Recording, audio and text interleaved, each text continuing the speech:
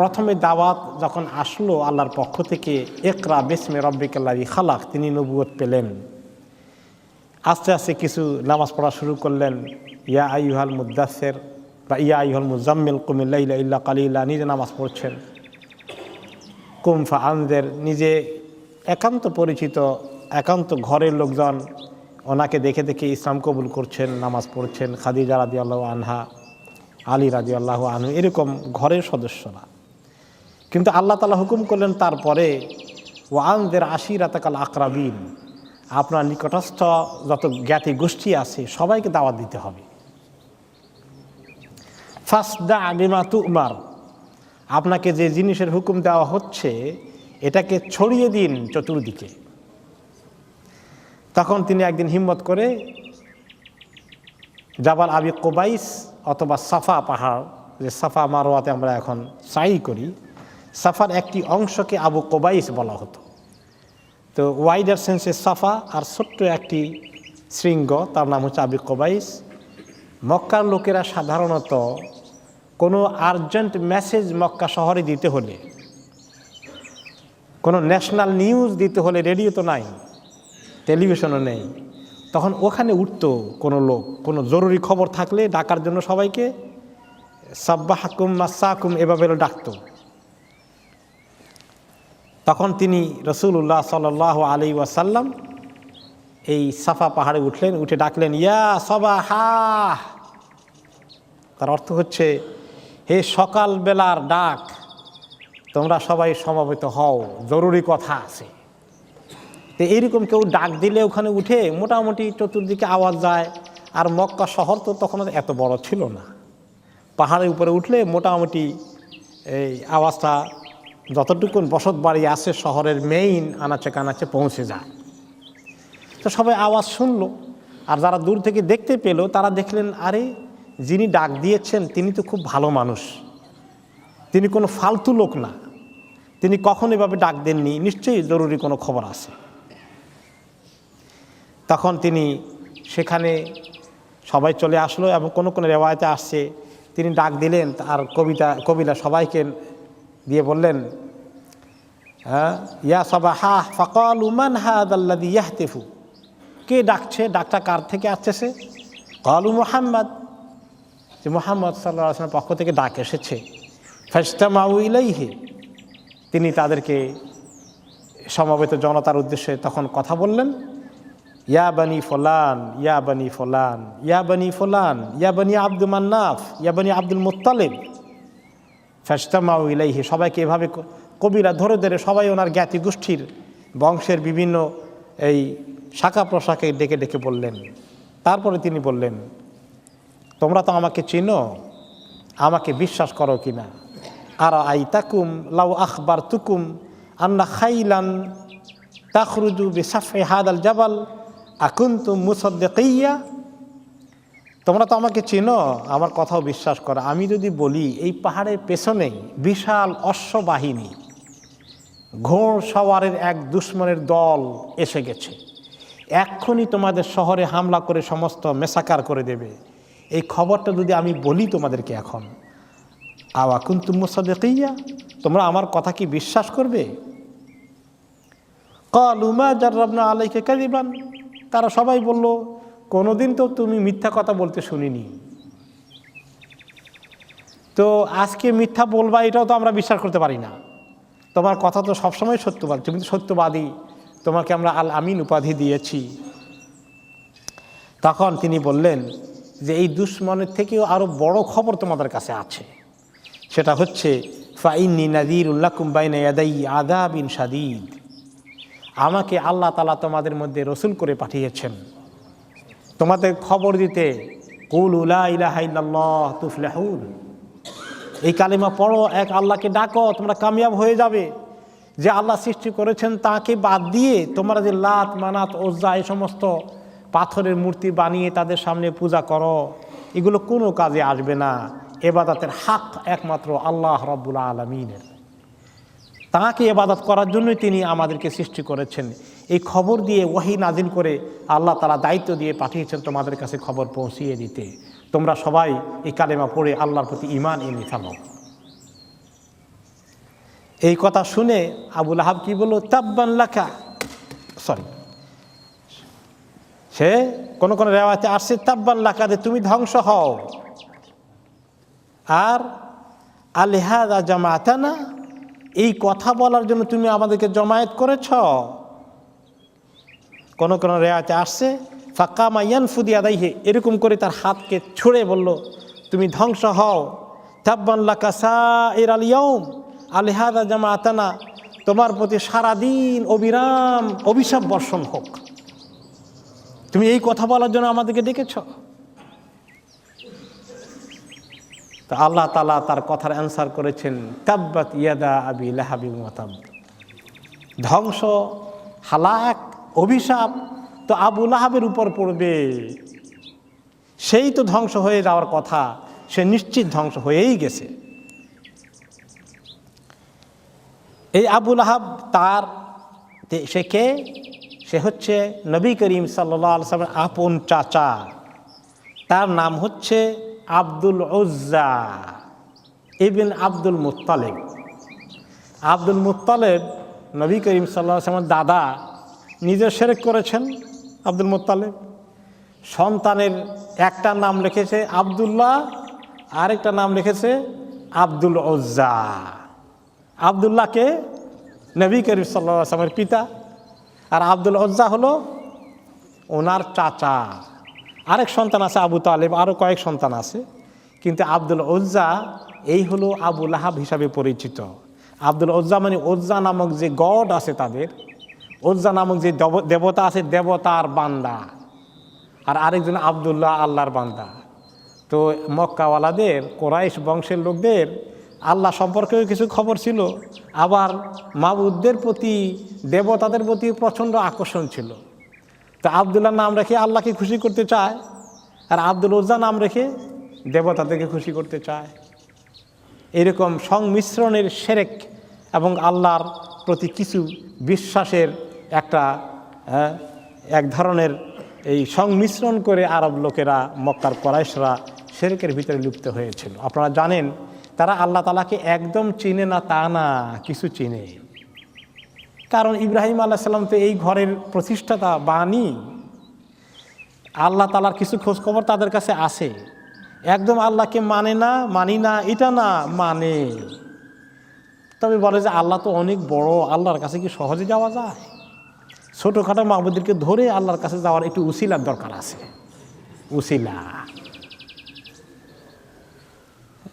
তারা জানে সৃষ্টিকর্তাকে আল্লাহ, কিন্তু এদেরকে কেন ডাকো?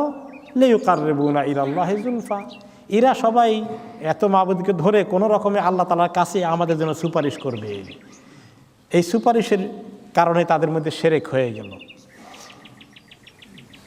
এবং এই মাবুদগুলোর ইবাদত করে আল্লাহ তাআলা তাদের কথা শুনবে, মাবুদদের কথা শুনবে, শুনে তাদের হাজত পুরো করে দেবে। এই বিশ্বাসে তারা শিরকের মধ্যে লিপ্ত হয়ে গেল। আব্দুল উজ্জা তার নাম, কিন্তু আবু লাহাব হিসাবে পরিচিত কেন? পরিচিত এই জন্যে যে সে, তার চেহারা খুব ফর্সা ছিল, সে রং তার খুব প্রচণ্ড ফর্সা, এমন ফর্সা কোনো কোনো সময় ফর্সাটা একটু লালচে হয়, মানুষের বলে যে আগুনের মতো কালার, একদম আগুন। লাহাব মানে দাউ দাউ করা আগুন। তো তার উপাধি হয়ে গেছে এরকম ফর্সা চেহারার কারণে আবু লাহাব, আগুনের বাবা, মানে আগুনওয়ালা, অর্থাৎ চেহারা যার খুব ফর্সা আগুনের মতো। তো তার কপাল বেশি ভালো না। চেহারা যদি ফর্সা হইতো তাহলে লোকেরা বলতো আবু নূর, নূরের বাবা বললে ভালো হইতে বোধ হয়, কিন্তু তার কপালে তো নূর নাই, তার কপালে জাহান্নামের লাহাব আছে। এই জন্য তার কিসমতে জুটে গেছে আবু লাহাব। তো আবু লাহাব হিসাবে সে ছোটকাল থেকে পরিচিত। সে নবী করিম সাল্লাল্লাহু আলাইহি ওয়াসাল্লামের জন্য কি করতো? কাসিরুল আযিয়া, অনেক বেশি কষ্ট দিয়েছে সে নবী করিম সাল্লাল্লাহু আলাইহি ওয়াসাল্লামকে, অনেক বেশি হিংসা বিদ্বেষ পোষণ করেছে এবং ওনার দ্বীনের বিরুদ্ধে। কিভাবে করেছে? এই একজন লোক ছিল রবিয়া ইবনে আব্বাদ, বনি আদ-দাইলের তিনি লোক। জাহেলি জামানায় তিনিও শিরক করতেন। তিনি বলেন এক পর্যায়ে তিনি ইসলাম কবুল করেছেন। ইসলাম কবুল করার আগে তিনি রাসূলুল্লাহ সাল্লাল্লাহু আলাইহি ওয়াসাল্লামের কিছু দাওয়াত মক্কার শহরে দেখার সুযোগ হয়েছে। তিনি বলেন, রাআইতুন নবিয়্য সাল্লাল্লাহু আলাইহি ওয়াসাল্লাম ফিল জাহিলিয়া ফি সুকে যিল মাজাজ। যিল মাজাজ নামে একটা মেলার বাজার আছে। এই বাজারে একটা মেলা টেলা বসতো। এইখানে তিনি বলেন যে আমি নবী করিম সাল্লাল্লাহু আলাইহি ওয়াসাল্লামকে সেখানে যেতে দেখেছি। তিনি সেখানে গিয়ে বাজারে ঘুরে ঘুরে অলিতে গলিতে লোকদেরকে দাওয়াত দিতেন, বলতেন, ইয়া আইয়ুহান নাস কুলু লা ইলাহা ইল্লাল্লাহ তুফলিহু। লোকেরা এই কথা বলো, কালিমা পড়ো, কামিয়াব হয়ে যাবে। ওয়ান নাসু মুজতামিউনা আলাইহি। ওনার কথা শুনে ডাক দিলে কিছু লোক আসতো, আচ্ছা কি বলে লোকটাকে শুনে দেখি। তো লোকেরা শুনতো, কিন্তু ওনার পিছনে পিছনে আরেকটা লোক আছে, ওয়ারাআহু রাজুলুন ওয়াদিউল ওয়াজহ। ওনার পিছনে যায় আরেকটা লোক, খুব ফর্সা চেহারার, আগুনের মতো তেজওয়ালা এই লোকটা। আর সে ওনার কথা শেষ হলেই বলে, ইন্নাহু সাবিউন কাযিব। এই লোকটা আমাদের বাপ দাদার দিন ছেড়ে চলে গেছে, মিথ্যাবাদী। কোনো কোনো জায়গা বলেছে জাদুকর। খবরদার, এই কথা তোমরা কেউ শুনবা না। ফাসাআলতুহু ইয়াতবাউ হাইসু যাহাবা। তিনি যেখানেই যান এই লোকটা তার পিছনে পিছনে যায়। নবী করিম সাল্লাল্লাহু আলাইহি ওয়াসাল্লাম কোরাইশদের মধ্যে দাওয়াত শুধু দেন না, আশেপাশের বিভিন্ন কবিলাতেও যান, গ্রামে এও যান, সেখানে সে পিছনে পিছনে থাকে, যাতে তিনি দাওয়াত দিলে ইসলামের পক্ষে লোকেরা রায় না দেয়, ওই ইসলামের দিকে চলে না আসে। দেখছেন আল্লাহর দুশমনি যারা করে, দ্বীনের বিরুদ্ধে তাদের অবস্থানটা কি দেখতে পেয়েছেন তো? এবং এই দ্বীনের বিরুদ্ধে অবস্থান আজও পর্যন্ত দাঁড়িয়ে আছে সমান তালে। কিন্তু আগে যারা দুশমনি করেছে তাদের নাম কিন্তু মুসলমান নামের পরিচয় ছিল না। এখন শুধু অমুসলিম নয়, মুসলমান নামধারীরা মনে হয় অমুসলিমের থেকেও কয়েকশো গুণ আগে। কেমনি ইসলামকে শেষ করবে, ইসলাম যেন তাদের গায়ের জ্বালার কারণ হয়ে গেছে। কত তাড়াতাড়ি মুসলমানরা ইসলাম থেকে দূরে সরে আসবে, তার জন্য তাদের রাত দিন কোনো ঘুম নাই। মিডিয়াগুলো, সাংবাদিকগুলো, সাহিত্যিকগুলো, বুদ্ধিজীবীগুলো, সাংস্কৃতিক কর্মীগুলো, নেতা নেত্রীগুলো সারাদিন মনে হয় ইসলামের দুশমনি তাদের প্রধান দায়িত্ব। তো এরকম করছে, তার ঘুম নাই। কোথায় নবী করিম সাল্লাল্লাহু আলাইহি ওয়াসাল্লাম যায়, সে তার পিছনে পিছনে যাবে, তার কোনো খেয়ে কোনো কাজ নাই। আর এত তার গরজ দ্বীনের দুশমনি করার। তাহলে ভালো মানুষের বিরুদ্ধে অপবাদ তৈরি করে ছেড়ে দেয়, কারণ ভালো মানুষের কথা মানুষের শুনলে দ্বীনের দিকে চলে আসবে। ভালো মানুষগুলোর ব্যাপারে তাদের এই ব্যাপারে কিছু তহমত লাগাই দাও, তাদের ব্যাপারে কিছু অন্যায় প্রপাগান্ডা যোগ করে দাও। একই পলিসি কিনা বলেন? তো বলা হচ্ছে এই মিথ্যাবাদী, একটা মিথ্যাবাদী লোক যদি কোনো কথা বলে, তার কথা কে শুনবে? তাদের এত উন্নত চরিত্রের লোককে তাদের ভাষা এভাবে তারা আক্রমণ করতে পারল। আপনি আজকে যদি অন্য কোনো মুসলমানকে, অন্য কোনো ইসলামী ব্যক্তিত্বকে এরকম আক্রমণের শিকার হতে দেখেন, তখন আর আশ্চর্য হওয়ার কিছু থাকে? যদি আল্লাহ নবীর মতন মাসুম লোককে মানুষ আক্রমণের শিকার বানাতে পারে, বর্বরভাবে আক্রমণ করতে পারে, অন্যায়ভাবে তাদেরকে এভাবে চরিত্রে কলঙ্ক লেপন করে দিতে পারে, তো সাধারণ মানুষ আজকের জমানায় যতই ইসলামিক হোক, তাদের ব্যাপারে দুশমনী হওয়াটা এমন আশ্চর্যের কোনো বিষয় নয়। এটা সারা এই পৃথিবীর ইতিহাসে তাই। কোনো নবীকে ছাড় দেওয়া হয় নাই, কোনো নেককারদেরকে ছাড় দেওয়া হয় নাই। সব জামানাতেই নেককাররা এই পরীক্ষায় পড়েছে। নেককারদের জন্য পরাজয় নয়, তাদের দরজাত আল্লাহ তাআলার কাছে বুলন্দ হচ্ছে। কিন্তু জালিমদের জাহান্নাম আবু লাহাবের সঙ্গে নিশ্চিত হয়ে যাচ্ছে। তো আমি ওই সাহাবী বলেন, আমি জিজ্ঞেস করলাম এই লোকটা কে পিছনে পিছনে যায়, উনি কিছু কথা বলবেন, সেই পিছনে যেখানে দেয় এখানেই আছে, ঘটনা কি? কাদ হাদা আম্মুহু আবু লাহাব। এটা হচ্ছে তার চাচা আবু লাহাব, নিজের ভাতিজার বিরুদ্ধে এত দুশমনি করে। আরেকটি রেওয়ায়েতে আসছে, রাবিয়া ইবনে আব্বাদের পক্ষ থেকে তিনি বলেন, ইন্নী লামা আবি রাজুলুন শাব। আমি আমার আব্বার সঙ্গে যুব বয়সে, একটু ছোট ছিলাম বয়সে, আব্বার সঙ্গে সঙ্গে গেলাম। আনদুরু ইলা রাসূলিল্লাহি সাল্লাল্লাহু আলাইহি ওয়াসাল্লাম ইয়াতবাউল কাবাইল। আমি নবী করিম সাল্লাল্লাহু আলাইহি ওয়াসাল্লামে বিভিন্ন কবিলা গিয়ে যখন দাওয়াত দিতেন, বক্তৃতা করতেন, দাওয়াতি কথা বলতেন, আমি আব্বার সঙ্গে শুনতে যেতাম ছোট অবস্থায়।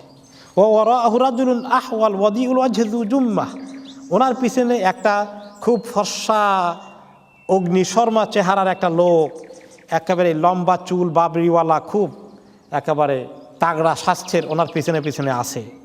ইয়াকিফু রাসূলুল্লাহ সাল্লাল্লাহু আলাইহি ওয়াসাল্লাম আল কবিলা, যখন আল্লাহ নবী কবিলার সামনে দাঁড়িয়ে ছোটোখাটো একটা বক্তৃতা করতেন, বলতেন ইয়া বনি ফুলান ইন্নী রাসূলুল্লাহ ইলাইকুম আমুরুকুম আন তা'বুদুল্লাহ লা তুশরিকু বিহি শাইআ, হে অমুক কবিলার লোকেরা, আমার পরিচয় হচ্ছে আল্লাহ তাআলা আমাকে রসুল করে তোমাদের কাছে পাঠিয়েছেন, যেন আমি তোমাদেরকে হুকুম করি যে আল্লাহ ছাড়া কারো ইবাদত করো না, কোনো শিরক করো না। ওয়ান তুসাদ্দিকুনি, আর আমাকে তোমরা বিশ্বাস করো, আমি মিথ্যাবাদী নই, আমি আল্লাহ তাআলা পয়গাম পৌঁছে দেওয়ার জন্য আল্লাহ তাআলার পক্ষ থেকে নির্দেশ প্রাপ্ত হয়ে তোমাদের কাছে এসেছি। ওয়া তামনাউনি হাত্তা উনাফিদা আনিল্লাহি মা বাআসানি বিহি, আর আমি তোমাদের কাছে আপিল করি, আবেদন করি, তোমরা এই হককে কবুল করে আমাকে সহযোগিতা করো, আমার আল্লাহ আমাকে যে গুরু দায়িত্ব দিয়েছেন আমাকে পালন করার ব্যাপারে তোমরা সহযোগিতা করো। ওয়া ইদা ফারাগা মিন মাকালাতিহি ক্বালা আল আখারা মিন খালফিহি, খালি নবী করিম সাল্লাল্লাহু আলাইহি ওয়াসাল্লামের কথা শেষ হওয়ার বাকি, পেছন দিক থেকে ওই লোকটা লাফিয়ে উঠে ইয়া বনি ফুলান, এই ওনার বিরুদ্ধে কুচ্ছা রটনা শুরু করে দিল, প্রপাগান্ডা।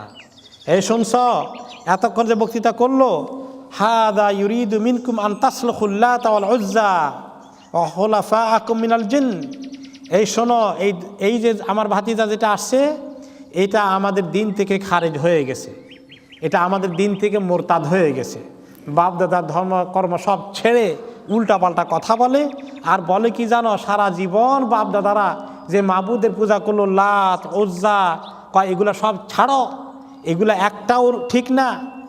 আর তোমাদের যে বিভিন্ন জিনের সর্দার আছে, মাঝে মধ্যে তোমরা বিপদে বলে জিনের সর্দারগুলোকে ডাকো, কয় এগুলোকেও ডাকা যাবে না।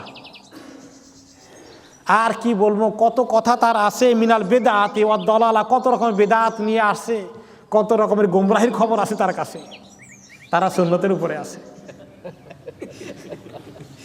হ্যাঁ, এরকম তার ওয়াজ, তার বয়ান আরো শক্তিশালী মনে হয়। ফালা তাসমাউ লাহু, খবরদার ওর কথা কেউ শুনবা না, ওয়ালা তাত্তাবিউহু, কেউ তাকে ফলো করবা না। তো সাহাবী আব্বাদ বলেন ফাকুলতু লি আবি, আমার আব্বাকে বললাম মান হাদা, এই লোকটাকে? ক্বালা আম্মুহু আবু লাহাব, যে তার আপন চাচা আবু লাহাব এত দুশ্মনী করে দেখছ। তো এই হলো আবু লাহাবের কথা। তা আবু লাহাব এই কাজ করতে থাকলো, এবং আরও শুধু তাই নয়, অনেক ঘটনা তার আছে নবী করিম সাল্লাল্লাহু আলাইহি ওয়াসাল্লামের সঙ্গে। একদিন সে এসে বলে,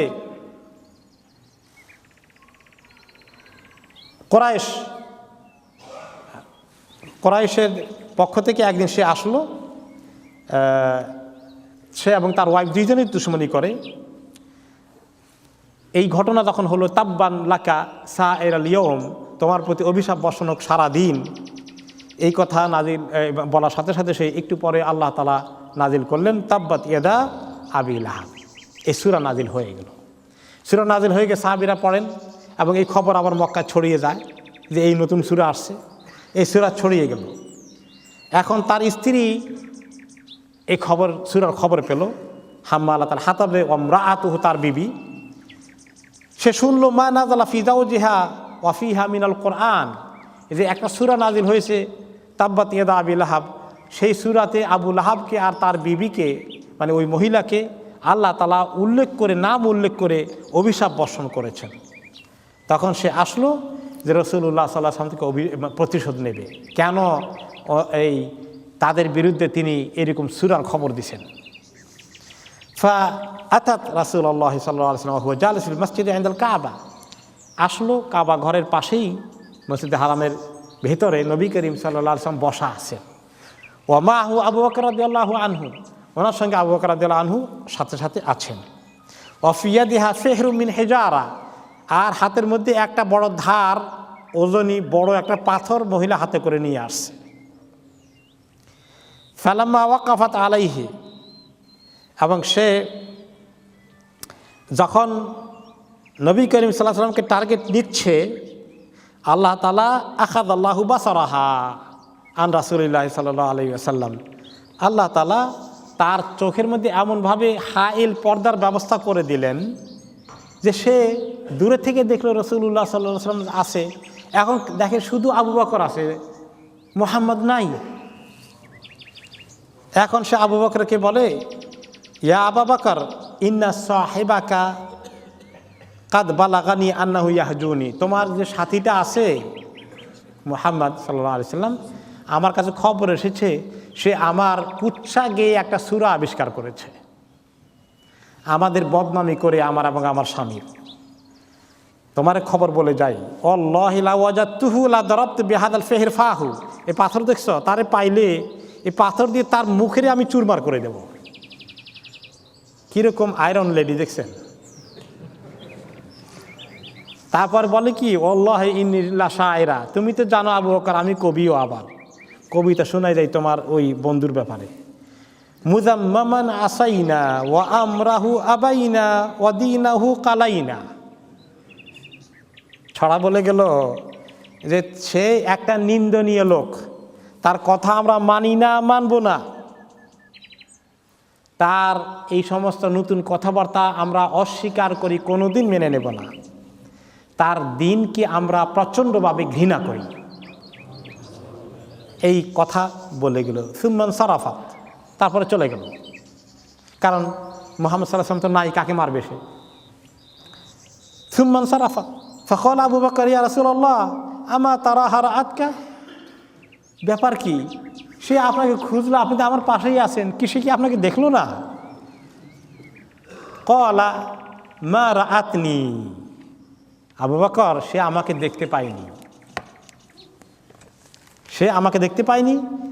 লাকাদ আখাযাল্লাহু বাসারাহা আন্নি, আল্লাহ তাআলা আমার কাছ থেকে তার চোখটাকে সরিয়ে নিয়ে গেছেন। অন্য রিওয়ায়াতে আসছেন রাসূলুল্লাহ সাল্লাল্লাহু আলাইহি ওয়াসাল্লাম বলেছেন, ইন্নাহা লান তারানি, সে আমাকে দেখতে পাবে না এভাবে আক্রমণ করতে যখন আসবে, কারণ আমি কোরআন পড়েছি, তাকে দেখেই আমি কোরআন পড়ে ফেলেছি, কোরআনের কিছু তেলাওয়াত করে ফেলেছি। আল্লাহ তাআলা বলেছেন, ওয়া ইযা ক্বারাতাল কুরআনা জাআলনা বাইনাকা ওয়া বাইনাল্লাযীনা লা ইউমিনুনা বিল আখিরাতি হিজাবাম মাসতুরা।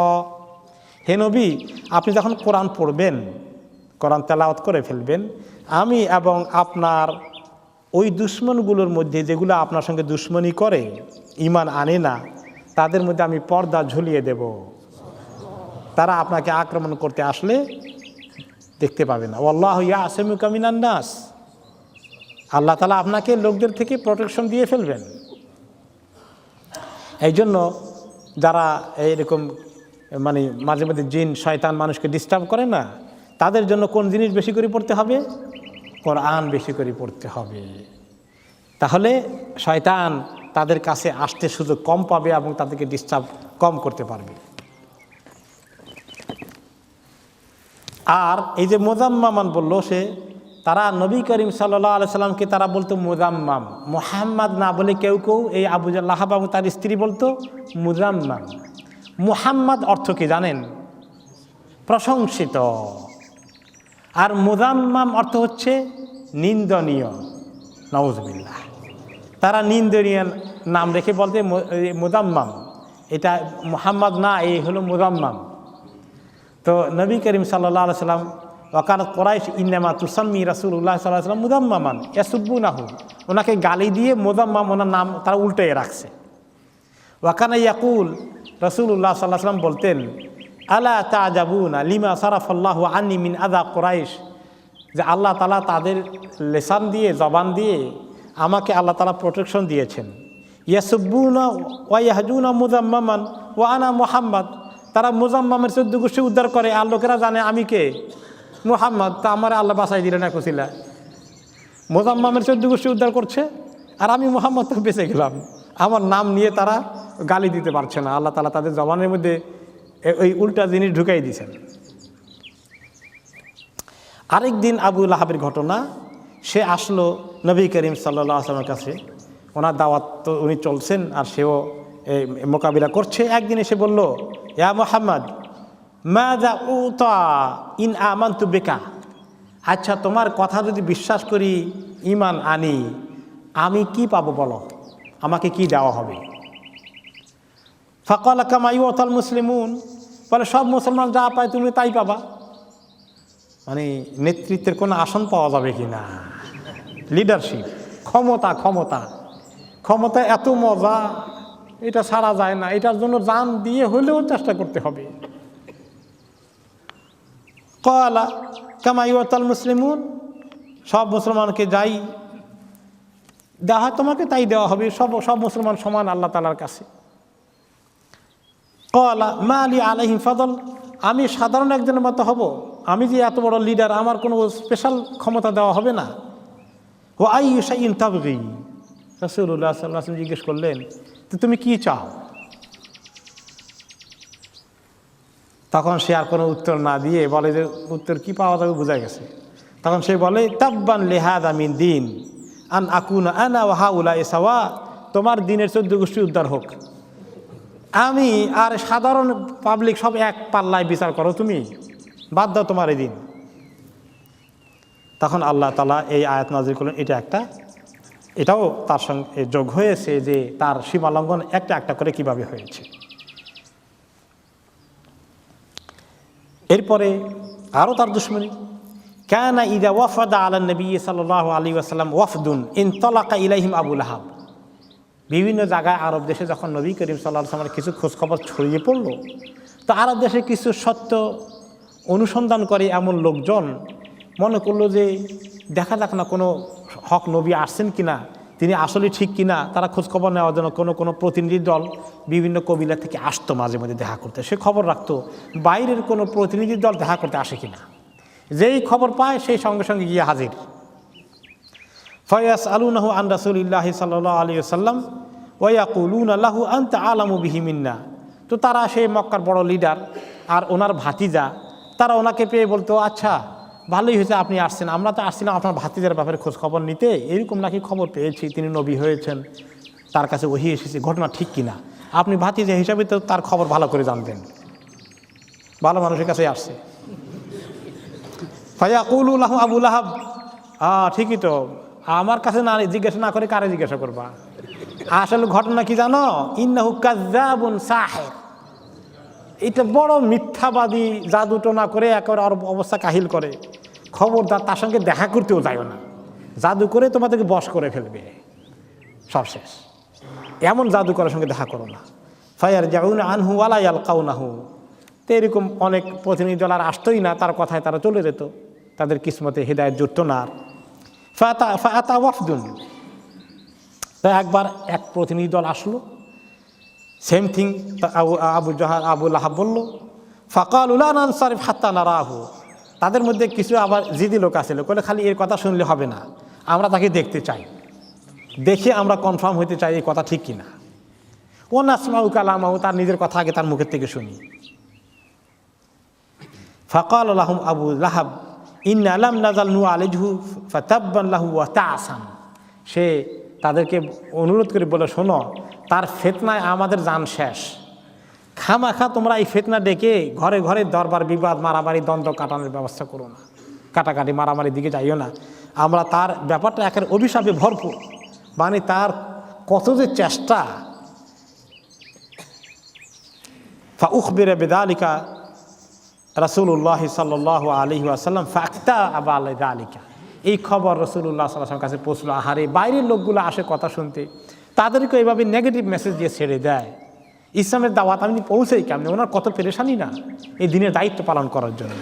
ফাক্তা আবা আলাইকা, তিনি একটু মানসিক কষ্টই পাওয়া শুরু করে দিলেন যে আল্লাহ বাইরের লোকগুলোকে জালিমটায় কথা শুনতে দিচ্ছে না, এই জালিমের সীমা লঙ্ঘনের কীভাবে আমি মোকাবিলা করি। তিনি কিছু অসহায়ত্ব বোধ করলেন। তখন আল্লাহ তাআলা এই সূরা নাযিল করে বলে দিলেন আপনি এত পেরেশান হবে না, তার সে অভিশাপে ভরপুর তার জীবন, তাব্বাত ইয়াদা আবি লাহাব ওয়া তাব, তার জীবনে আল্লাহ তাআলা অভিশাপ দিয়ে ভরপুর করে দেবেন। সেই অভিশাপটা হবে আপনাকে তাব্বান বারে অভিশাপ দিচ্ছে, সে অভিশাপ তো তার উপরে গিয়ে বর্তাচ্ছে। এখন আমরা আসি যে তাব্বাত ইয়াদা, ইয়াদা মানে ইয়াদ মানে হাত, ইয়াদা তার দুই হাত, তার দুই হাত হালাক হয়ে যাক। তার শুধু হাত হালা করার কারণ কি?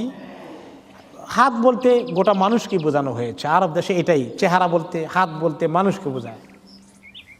হ্যাঁ, তো এই জন্য এই একটা। আরেকটা হচ্ছে এইটা হাতের কামাই দিয়ে মানুষের আমল তৈরি হয়, এগুলো তোমার হাতের কামাই আমরা বলি না, এই যে তুমি তোমার হাতে এই অভিশাপ ডেকে এনেছো, এটার দ্বারা তার কর্মকে বোঝানো হয়েছে, তার কর্মের কারণে সে অভিশপ্ত হয়েছে। এইটা নয় যে আল্লাহ তারা খামাকা তার অভিশাপ দিয়ে লিখে রাখি দিয়েছেন, তার হাতের কামাই অভিশাপকে ডেকে এনেছে সে। এরপরে একবার তাব্বা না দুইবার তাব্বা, হালাকের কথা, তার এই ধ্বংসের কথা আল্লাহ তাআলা দুইবার রিপিট করেছেন, তাব্বাত ইয়াদা আবি লাহাবিন ওয়া তাব্বা। আবার কনফার্ম করে দিয়েছেন, প্রথমবার অভিশাপ বর্ষণ করেছেন, দ্বিতীয়বার অভিশাপকে আল্লাহ তাআলা নিশ্চিত ঘোষণা করে দিয়েছেন যে তার উপর অভিশাপ কার্যকরী হয়ে গেছে। তার নাম তো আব্দুল উজ্জা, আর তার স্ত্রীর নাম ছিল কি? তাব্বাত ইয়াদা আবি লাহাবিন ওয়া ইমরাআতুহু, তার স্ত্রী। ইমরাআ মানে স্ত্রী, তার স্ত্রী, তার স্ত্রীর নাম আল্লাহ তাআলা নেন নাই। এক নম্বরে এখানে আবু লাহাব আল্লাহ তাআলা উল্লেখ করেছেন, তাব্বাত ইয়াদা আবু লাহাব। আবু লাহাব তার কুনিয়া, কুনিয়া মানে লকব, উপাধি, যে নামে লোকেরা চিনে।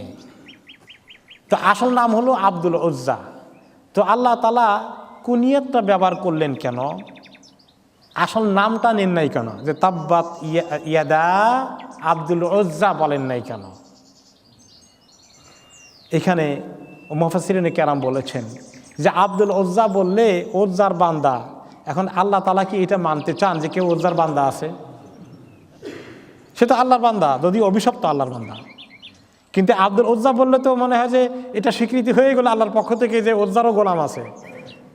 এটা আল্লাহ তাআলা এখানে অনেক ওয়াইজ, আল্লাহ তাআলার কালাম, ইয়াসিন আল কোরআনিল হাকিম। দুই নম্বর হচ্ছে লোকদের কাছে তার পরিচয় যেহেতু আবু লাহাব, সেই জন্য আল্লাহ তাআলা আবু লাহাবই ব্যবহার করেছেন। ও ইমরাআতুহু, তার স্ত্রী, তার স্ত্রীর নাম হচ্ছে আরওয়া, আর তার স্ত্রীর উপাধি ছিল উম্মু জামিল। আর তার স্ত্রী উম্মু জামিল, তাকে উম্মু জামিল হিসাবে পরিচিত। তার স্ত্রী হচ্ছে উখত আবি সুফিয়ান ইবন হারব, আবু সুফিয়ানের ভাই, লিডারের ফ্যামিলি সব, ভাইও লিডার, বোনও লিডার, কম না। এক লিডারের বউ আরেক লিডারের বোন, ওকে। আর দুইজনেই মিলেই নবী করিম সাল্লাল্লাহু আলাইহি ওয়াসাল্লামের দুশমনি করত। আর মহিলা ছিল আওরা। আওরা মানে হচ্ছে একটু ট্যাগরা কিসিমের, চোখের মধ্যে একটু একটু চোখটা এরকম হলে কি বলেন আপনারা? ট্যারা বলেন। হ্যাঁ, কোনো জায়গায় ট্যাগরা বলে, কোনো জায়গায় ট্যারা বলে লোকাল ভাষায়। এইরকম তার একটু ছিল, কিন্তু অসম্ভব দুষ্ট মহিলা ছিল। সেই মহিলাটা দুশমনি করত। তার দুশমনির খবর এসেছে বিভিন্ন হাদিসে।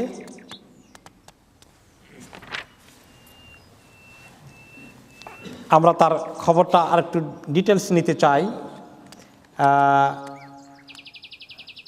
একটু পরে সেটা আসবে ইনশাআল্লাহ। পরের আয়াতে আমরা চলে যাই। তাব্বাত ইয়াদা আবি লাহাব ওয়া ইমরাআতুহু হাম্মালাতাল হাতাব, সে লাকড়ির বোঝা টানে। হাম্মালাতাল হাতাব, লাকড়ির বোঝা বহন করে, বহনকারিণী মহিলা। তার স্ত্রী, হাতাব মানে হলো লাকড়ি, ফায়ারউড, আগুন জ্বালানোর জন্য যে সমস্ত লাকড়ি ব্যবহার করা হয় কাঠের, এই লাকড়িকে বলা হয় হাতাব। তো এই লাকড়ি বহনকারী শব্দের অর্থ কি? একটা হচ্ছে, অনেকগুলো তাফসির এসেছে। একটা হচ্ছে তামশি বিন নামিমাতি বাইনান নাস, এই মহিলা খুব চগলখুরি করত, এটা তার একটা বদখাসরত ছিল। বিশেষ করে রাসূলুল্লাহ সাল্লাল্লাহু আলাইহি ওয়াসাল্লামের ব্যাপারে কুচ্ছা রটনা করে, এটা তার একটা বড় শখ ছিল জীবনে। এমনি সে খুব চগলখুরিও করত। চগলখুরি করা মানে জাহান্নামে নিশ্চিত যারা চগলখোর মানুষ হয়। তো হাম্মালাতুল হাতাব মানে আসলে জাহান্নামের আগুন বহনকারিণী বোঝানো হয়েছে, এটার একটা তাফসির এসেছে। নামিমা যারা এই চগলখড়ি করে নবী করিম সাল্লাল্লাহু আলাইহি সাল্লাম তাদেরকে অনেক সাবধান করেছেন। অনেক হাদিসে এসেছে যে এই চগলখড়ি অত্যন্ত গুনার কাজ। নবী করিম সাল্লাল্লাহু আলাইহি ওয়াসাল্লাম বলেছেন, লা ইয়াদখুলুল জান্নাতু নাম্মাম, কোনো চগলখোর জান্নাতে প্রবেশ করবে না। তার মানে কোথায় যাবে? জাহান্নামে যাবে। আকসাম ইবনে সাইফি তার সন্তানদেরকে ওসিয়ত করে বলছিলেন, ইয়াকুম ওয়ান নামিমা ফাইন্নাহা নারুন মুহিকা, খবরদার সন্তানেরা চগলখড়িতে কোনোদিন লিপ্ত হইও না, এটা মানুষকে জ্বালায়।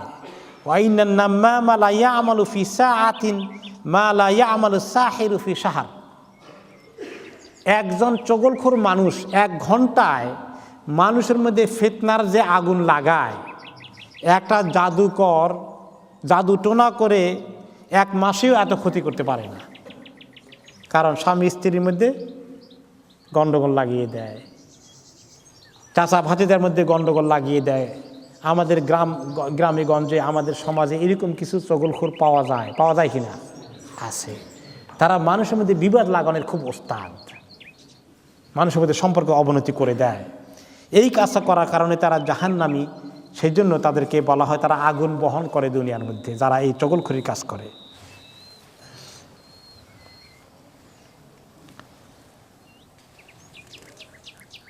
এবং চগলখোর কাজ কি? নাম্মাম।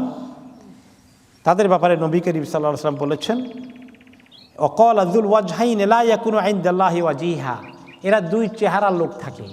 এক চেহারা হলো আপনার কাছে গিয়ে বলল, আপনার এত খয়ের খাওয়া হয়ে গেল, এত পছন্দ করে, এত মহব্বত করে আপনাকে, ওই লোক আপনার দুশ্মনী করে এই কথা বলে আপনার সঙ্গে সম্পর্ক মজবুত করে নিজের। আর আরেকজন লোকের কাছে গিয়া আরেক চেহারায় এই লোকের বিরুদ্ধে এতক্ষণ আপনার কাছে বলল, এখন আপনার কথা নিয়ে তাকে বলে যে উনি তো তোমার ব্যাপারে এত দুশ্মনী করে, এই কথা বলছে। এই কথাকে লাগিয়ে দেয়। আল্লাযী ইয়াতি হাউলাই বিওয়াজহিন ওয়া হাউলাই বিওয়াজহিন, এই চেহারা নিয়ে এই লোকদের কাছে আসে, আরেক চেহারা নিয়ে আরেক লোকের কাছে যায়, আর 2 জনের মধ্যে গণ্ডগোল লাগিয়ে দেয়। এদের কাজটাকে খুব খারাপ কাজ। ফুদাইল ইবনে আইয়াদ রাহমাতুল্লাহ আলাইহি বলেছেন, সালাসুন তুহিদ্দুল আমাল আস-সালিহ ওয়া ইফতিরনা আস-সাইম ওয়া ইয়ানকুদনা আল-উদু। ফুদাইল ইবনে আইয়াদ রাহমাতুল্লাহ আলাইহি বলেছেন, 3টা কাজ মানুষের জন্য নেক আমলকে শেষ করে দেয়, মানুষের রোজাকেও নষ্ট করে দেয়, মানুষের ওযুকেও ছুটিয়ে দেয়। আর 3টা হচ্ছে আল গীবা ওয়ান নামিমা ওয়াল কাযিব, গীবত করা, চগলখড়ি করা আর মিথ্যা কথা বলা। উনি ফতোয়া দিতেন এই যে কেউ গীবত করলে, চগলখড়ি করলে, মিথ্যা কথা বললে তার আমল তো বরবাদ হলোই, তার রোজাও নষ্ট হয়ে গেল, ওযুও চলে গেছে। অবশ্য সব ইমামরা এত কড়া ফতোয়া দেন নাই, কিন্তু তিনি যদ্দূর দিছেন তার অর্থ কি বুঝিয়েছেন যে এইগুলো এত খারাপ আমল, ওযু রোজা পর্যন্ত নষ্ট হয়ে যায়।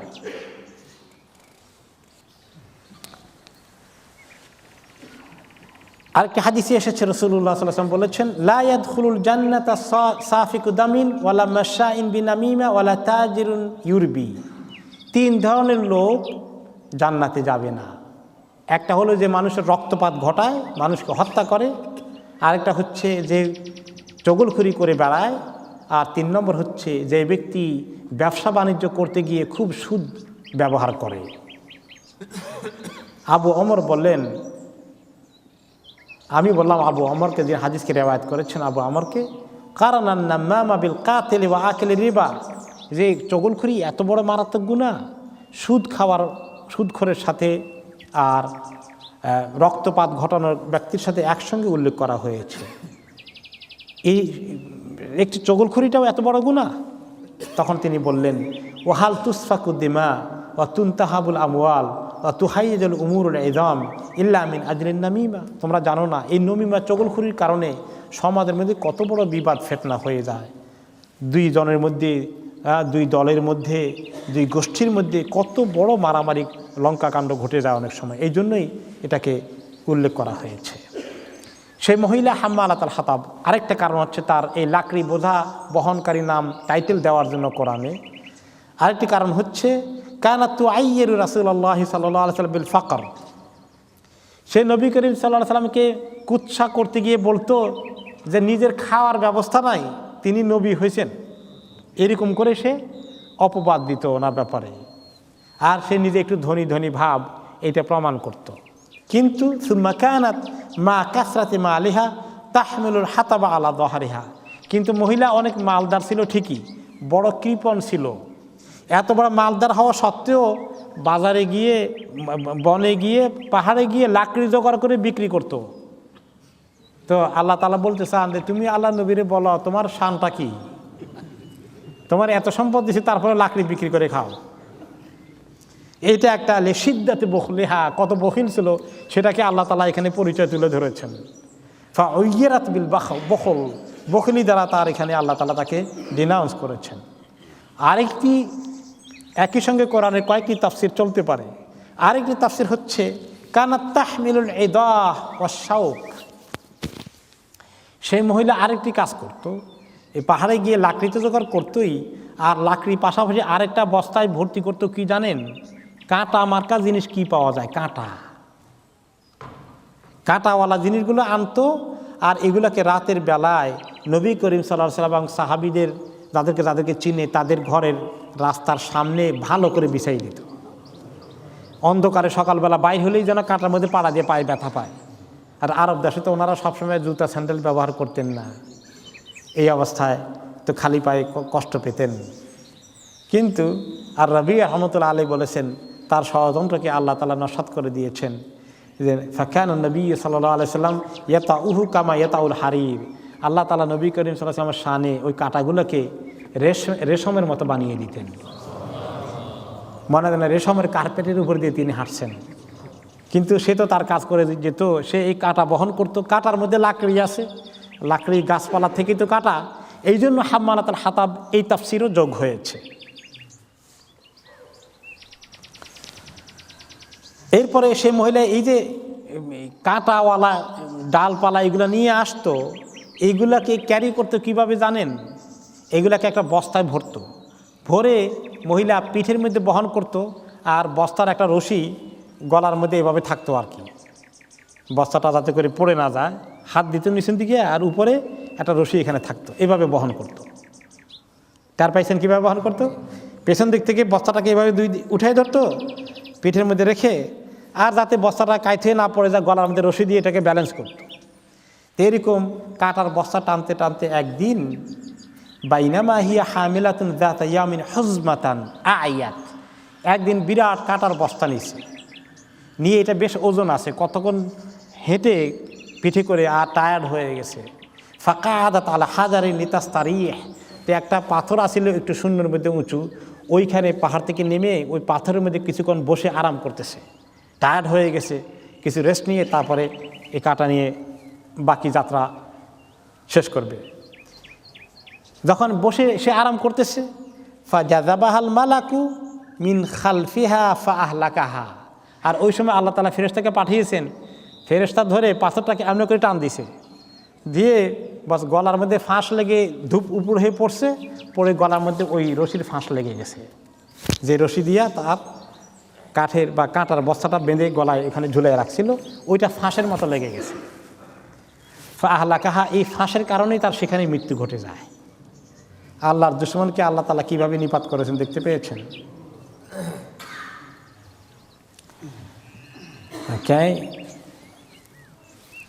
এরপরে এই হলো হাম্মালাতুল হাতাব, কাঠ বহনকারিণী মহিলা, তার উপরেও আল্লাহর অভিশাপ। শুধু আবু লাহাব নয়, তার স্ত্রী এই মহিলার উপরে অভিশাপ। হাম্মালাতুল হাতাব ফি জিদিহা হাবলুম মিন মাসাদ, আর ফি জিদিহা, জিদ মানে গলা, তার গলার মধ্যে আছে রশি, মিন মাসাদ, মাসাদ হলো খেজুর পাতা বা এই জাতীয় জিনিস থেকে আরব দেশে মোটা রশি বানাইতো তারা, ওই রশি মহিলা ব্যবহার করেছিল। এখানে ইশারা আছে যে ওই কোনো রেওয়ায়তে আসছে যে তারা পশম দিয়ে রশি বানাতো, দড়ি বানাতো, সেই দড়ি তার গলায় লেগে ফাঁস লেগে মরল, সেটা দিকে আল্লাহ তাআলা ইঙ্গিত করেছেন। এইটা রেওয়ায়তে এসেছে। আই ফি জিদিহা আই ফি অনকেহা হাবলুম মিন মাসাদ আই হাবলুম মিন লিফ। ওকে, আবার কোন কোন রেওয়ায়েতে আসছে হিয়া হিবালুম মিন শাজার তামবুতু বিল ইয়ামান তুসাম্মাল মাসাদ। মাসাদ নামেই একটা আলাদা গাছও আছে, একটু লতার মতো, এটা ইয়ামান দেশে পাওয়া যায়, ওটা দিয়ে তারা এরকম রশি বানাতো। তো অনেক জিনিসের রশি আছে, আমাদের দেশে নারিকেলের সুসা দিয়েও রশি বানায়, তাই না? তো এরকম অনেক জিনিস দিয়ে কিন্তু দড়ি বা রশি হয়। এখন আল্লাহ তাআলা তাকে যে এই ফি জি দেহা, তার গলার মধ্যে রশি আছে, এটা দ্বারা বোঝাচ্ছেন, এখানে একটা তাফসির এসেছে হাদা ফি দুনিয়া, দুনিয়ার মধ্যে রশি, ফাকানা তুআইরান নবী সাল্লাল্লাহু আলাইহি ওয়াসাল্লাম, দুনিয়ার মধ্যে আল্লাহ নবীকে সে গরিব মানুষ, খাওয়ার ব্যবস্থা নাই, এরকম করে আল্লাহ নবীকে তিরস্কার করত, অথচ সে নিজের গলার মধ্যে রশি লাগিয়া এগুলা করত। আল্লাহ তাআলা সেই রশি দিয়েই ফাখানাকাহা আল্লাহু আযজা জাল্লা বিহি ফাআহলাকাহা, সেই রশি দিয়ে আল্লাহ তাআলা তাকে শেষ করে দিলেন। ওয়া হুয়া ফিল আখিরাতি হাবলুম মিন নার, আর এই রশি আবার আখিরাতে তার জন্য আরেকটা রশি আল্লাহ তাআলা পরিয়ে দিবেন, সেটা হচ্ছে আগুনের রশি। দুনিয়ায় যে রশি নিয়ে দুশ্মনী করেছে, আল্লাহ তাআলা আখিরাত তাকে সেই জন্যই তার বদলায় রশি লাগিয়ে দিবেন, আগুনের রশি। এবং সেই রশিটা হবে আসলে লোহার শিকল, সিলসিলাতুন যারউহা সাবউনা দিরান। অন্য আয়াতে আল্লাহ তাআলা বলেছেন 70 গজ লম্বা লোহার শিকল দিয়ে আল্লাহ তাকে বাঁধবেন। এবং কোন কোন রিওয়ায়াতে এসে তাদখুলু মিন ফিহা ওয়া তাখরুজু মিন আসফালিহা ওয়া ইউলওয়া সাইরুহা আলা উনুকিহা, এই রশি তার মুখে দিয়ে ঢুকানো হবে, পেছনের রাস্তা দিয়ে বের হয়ে আসবে, এবং তারপরে বাকিটা দিয়ে তাকে এভাবে হাত পা বেঁধে জাহান্নামে তাকে জ্বালানো হবে। আরেকটি রিওয়ায়াতে আসছে তার গলার মধ্যে একটা হার ছিল, কানাত লাহা কিলাদা ফাখিরা মিন জাওহার, খুব দামি হীরা জওহরের একটা হার তার গলায় ছিল। মহিলা তো ধনী, লিডারের বউ, লিডারের বোন, লিডারের মেয়ে, তাদের বাবাও লিডার ছিল, তো খুব নামি দামি ফ্যামিলির একটা দামি তার হার ছিল। এবং সে মাঝে মধ্যে চ্যালেঞ্জ করতে বলতো, ফাকালাত আল্লাতি ওয়াল উজ্জা লা আনফিকান্নাহা ফি আদাওয়াতে মুহাম্মদ, যদি দরকার হয় মুহাম্মাদের দুশমনি করার জন্য আমার দামি হার বিক্রি করে দেব, দরকার হলে টাকা পয়সা জোগাড় করে হলেও নিজের খাইয়ে মুহাম্মাদের 14 গোষ্ঠী উদ্ধার করেই ছাড়ব। তার এরকম পণ করেছিল সে। আর সেই জন্যই গলার হারের পরিবর্তে আল্লাহ তাআলা তাকে ওই লোহার শিকল পরিয়ে তাকে তার বিনিময়ে আযাব দিবেন, ফি জিদিহা ইয়াউমাল কিয়ামা। আল্লাহ তাআলা কিয়ামতের দিন তাকে সেভাবেই খবর রশি দিয়ে তাকে বাঁধবেন। তো সে কিভাবে মারা গেল, হাম্মালাতুল হাতাব, এটা খবর পেলেন। এখন আবু লাহাব মারা গেল কিভাবে? আল্লাহ তাআলা যে তাব্বাত ইয়াদা আবি লাহাব, সে যে অভিশপ্ত, ধ্বংস নিশ্চিত করে দিয়েছেন, কনফার্ম করে দিয়েছেন, এটার খবর আসলো।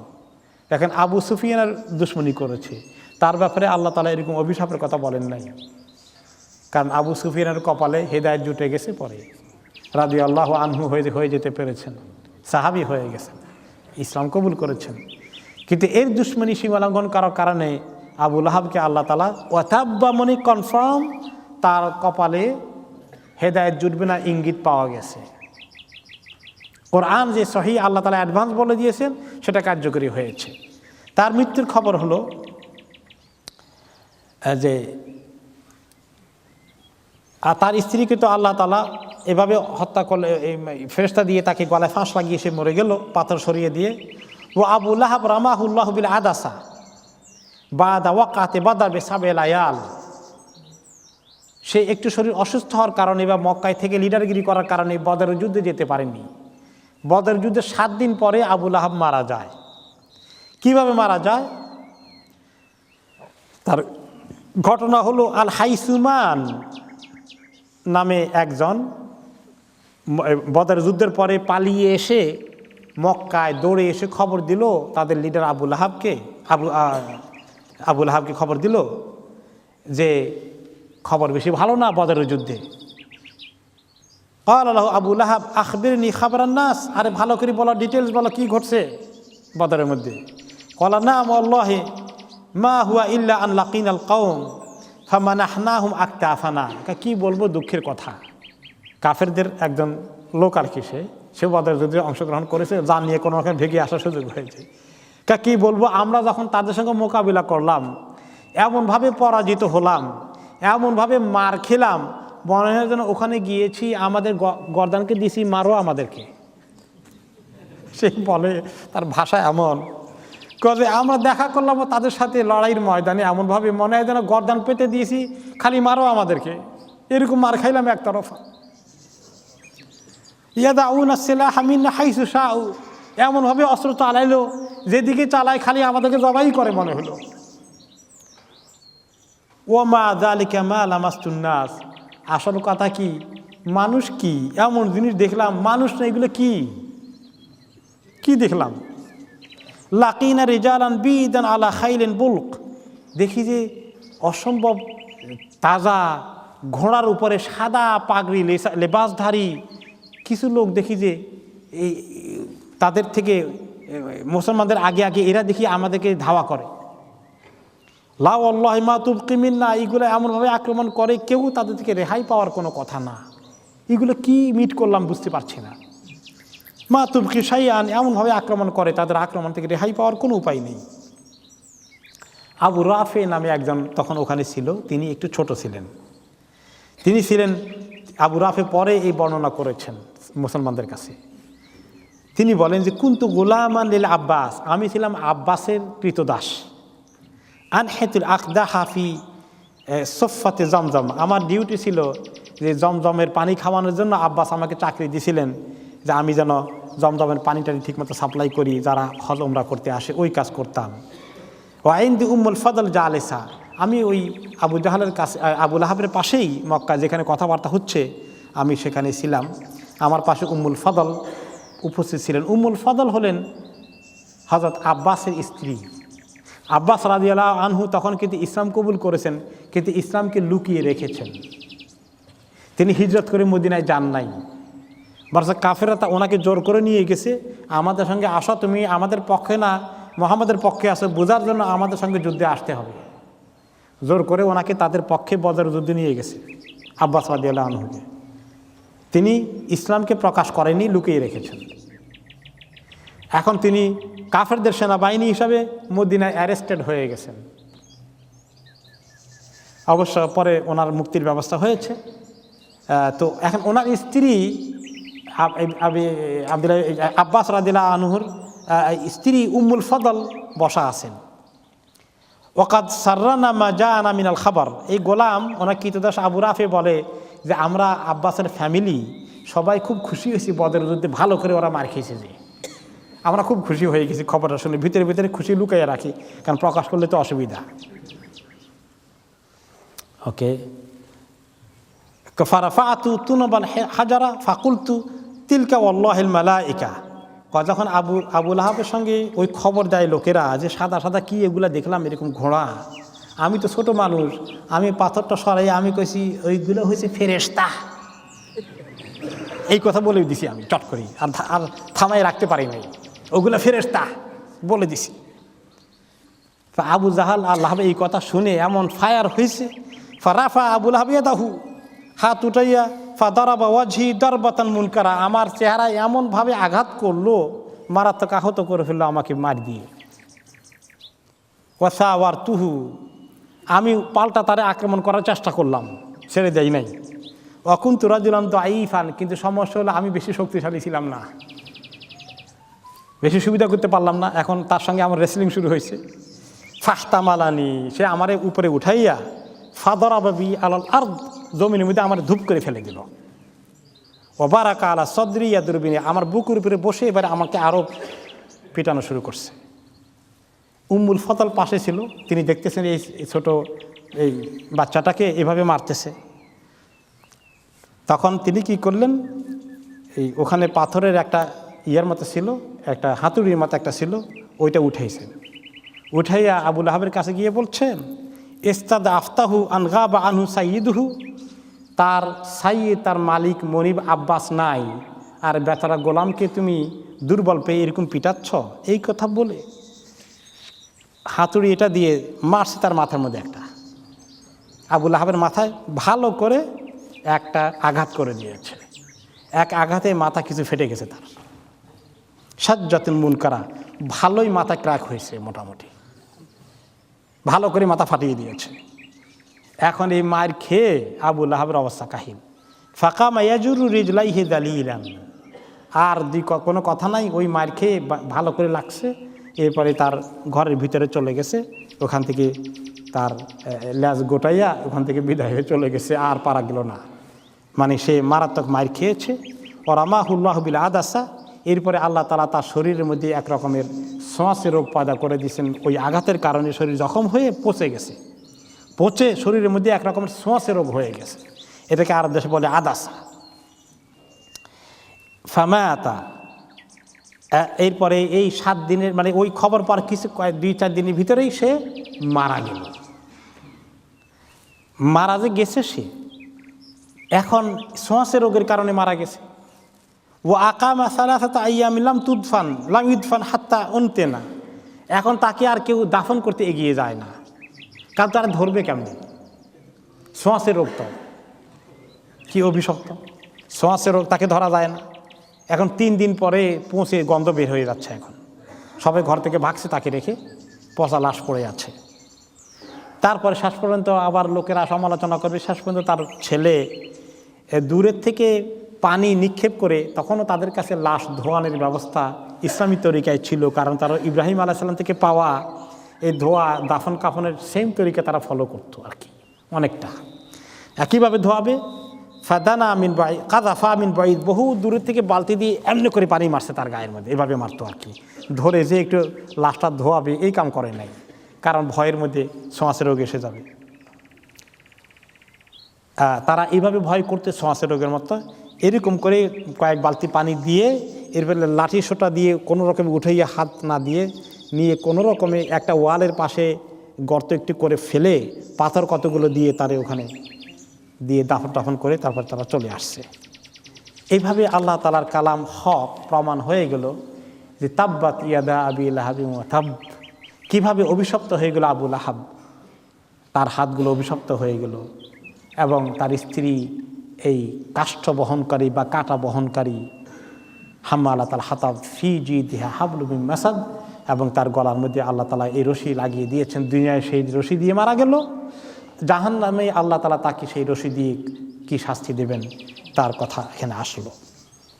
তো বোঝা গেল যে আল্লাহ তাআলা যারা দিনের দুশ্মনীতে সীমা লঙ্ঘন করে তাদেরকে আল্লাহ তাআলা কীভাবে শাস্তি দান করেন। পৃথিবীতে প্রতি যুগেই তা ঘটেছে। আধুনিক যুগেও যখন মানুষ দিনের দুশ্মনী করে তাদেরকে আল্লাহ তাআলা সময় মতো এভাবে আযাব দেবেন, কোনো সন্দেহ নেই, কোনো সন্দেহ নেই। কিন্তু কখন হবে, কিভাবে হবে, সেটা আল্লাহ তাআলার ইলমে আছে। মানুষের জন্য যদি মানুষের কিসমত ভালো থাকে, তারা এই রাস্তা ছেড়ে দিয়ে তওবা করবে, আল্লাহ তাআলার কাছে অনুশোচনা করবে, অনুতপ্ত হবে, তাহলে আল্লাহ তাআলা তাদেরকে মাফ করে দিতে পারেন। আবু সুফিয়ান দুশ্মনী করেছে, আল্লাহ তাআলার কাছে মাফ পেয়ে গেছে, ইসলাম কবুল করার সৌভাগ্য হয়েছে। ওমর রাদিয়াল্লাহু তাআলা আল্লাহ নবীকে কতল করতে গিয়েছে, আল্লাহ তাআলা কিসমতে রেখেছেন, হিদায়াত হয়ে গেছে, তওবা করেছেন। এরকম বহু সাহাবী তওবা করেছেন। এরকম এখনও আখেরি জামানায়ও তওবা করলে আল্লাহ মাফ করবেন। কিন্তু মানুষকে কি আল্লাহ তাআলা তওবার তৌফিক দেবেন নাকি তাব্বাত ইয়াদা আবি লাহাবের অভিশাপ নিয়ে তারা দুনিয়া থেকে যাবে? মানুষের নিজের উপরে সিদ্ধান্ত নির্ভর করে। আল্লাহ রাব্বুল আলামিন যারা দিনের জন্য কষ্ট করেন তাদেরকে আল্লাহ তাদের প্রতি রহম করুন। যারা দিনের বিরুদ্ধে দুশ্মনী করে আল্লাহ তাআলা তাদেরকে হেদায়েত দিয়ে দিন, যেভাবে আল্লাহ তাআলা আবু সুফিয়ানকে ওমর রাদিয়াল্লাহু আনহুকে হেদায়েত দিয়েছেন। আর আল্লাহ তাআলা যদি মনে করেন তাদেরকে হেদায়েত দেবেন না, আবু লাহাবের মতো শাস্তি দেবেন, আল্লাহ তাআলা যেন তাদেরকে শাস্তি দিয়ে হালাক করে দেন। আল্লাহ তাআলা দ্বীনকে কায়েম হওয়ার জন্য দুনিয়াতে যেন তৌফিক দান করেন মুসলমানদেরকে। আমিন। সুবহানাকাল্লাহুম্মা ওয়া বিহামদিকা আশহাদু আল্লা ইলাহা ইল্লা আনতা আস্তাগফিরুকা ওয়া আতুবু ইলাইক।